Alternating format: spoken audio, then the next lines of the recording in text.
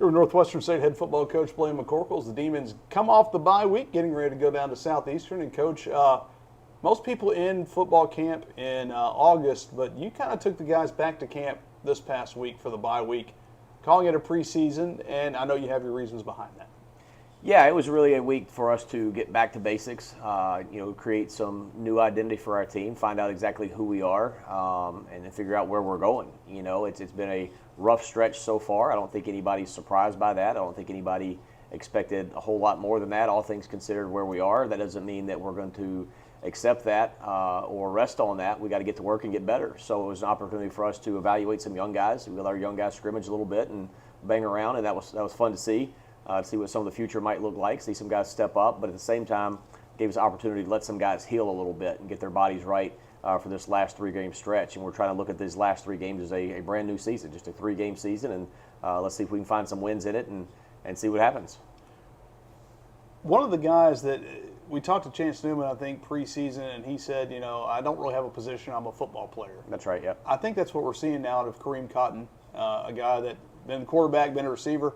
Actually did a little bit of both last time out against Lamar, and he's a guy I know when you came in and you looked at and saw a very talented athlete, you just need to find a way to get him on the field, and he's shined in both those roles at times. Yeah, he's a great athlete, and he can make a play from a lot of spots, be it receiver or quarterback. Shoot, we could probably put him in at running back, and he could do some things. I mean, he's got a big lower half. He's really strong, and he can change directions, and he's got a unique skill set. So, what he's been able to do for us throughout the course of the year, and then specifically, 2 weeks ago before the open date at Lamar, has been really impressive, and he's unselfish, and he's kind of putting the team first and showing his skill set and doing what he's asked to do. And that's what you ask of any of these guys, is just to put the team above themselves and do what you're asked to do and do it to the best of your ability. And Kareem's done that, and we're real proud of him for that. In some ways, a bit of maybe a unicorn these days, a guy that stayed around for 4 years really before he hit the field. He talked about it. First snap at Tulsa was his first meaningful snap in about 4 years.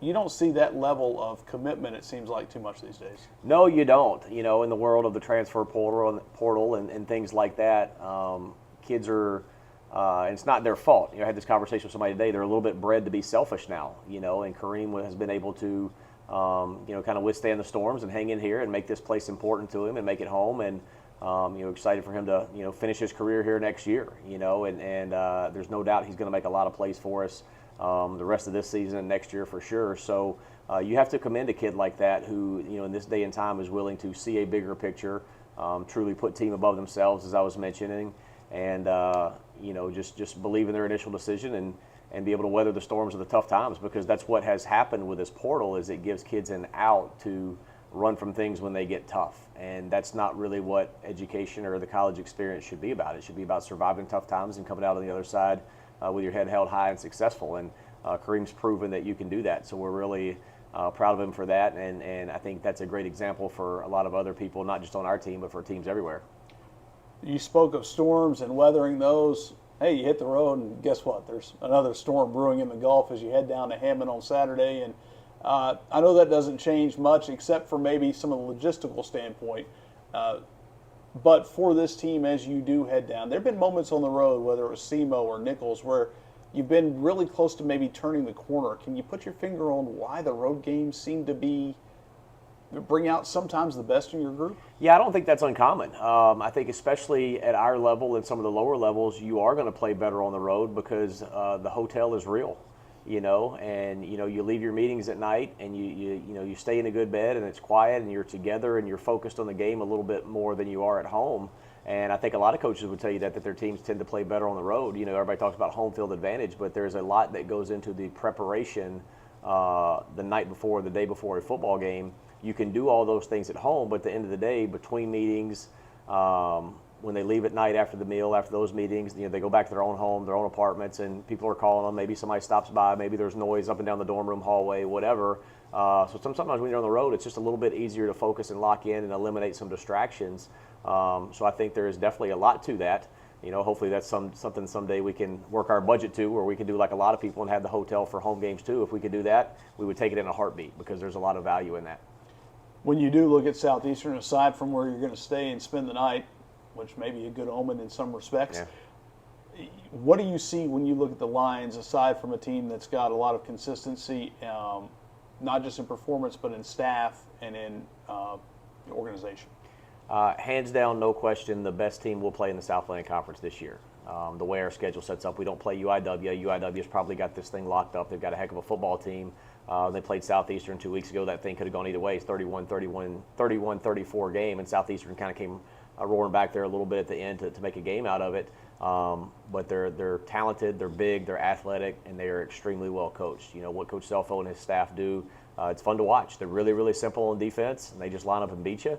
And on offense, they do a lot. You know, they do a lot of trades and shifts and motions and formations that really make you communicate, play well with your eyes, make sure everybody on defense is on the same page. So they're a fun team to watch and a hard team to get ready for.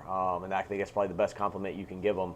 They're a good football team. There's no doubt about that. And we've got our work cut out for us in Strawberry Stadium this Saturday night. So we've got to have a great week of prep to get ready for it, and should be a lot of fun.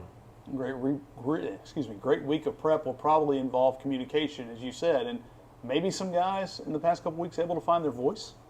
Yeah, that's right. You know, anytime you go through the injuries and the youth movement we have, new leaders arise. You know, so it'll be interesting to see this week kind of who steps up. Hopefully, we do get a couple guys back on both sides of the ball from some injuries that we haven't seen in a couple weeks, and they need to step back into some of those leadership roles and kind of take charge and run with it. So it's always interesting to see week to week who's going to step up and be that guy. What we're still looking for, being so new in our program, is who's the guy that's going to be that guy every week. You know, you can't have week to week leadership. You've got to have constant, steady leadership that's there every day. So something we're still looking for, always kind of probing, always trying to encourage guys to do. And we got some guys that can be some great candidates to do that if they'll take it and run.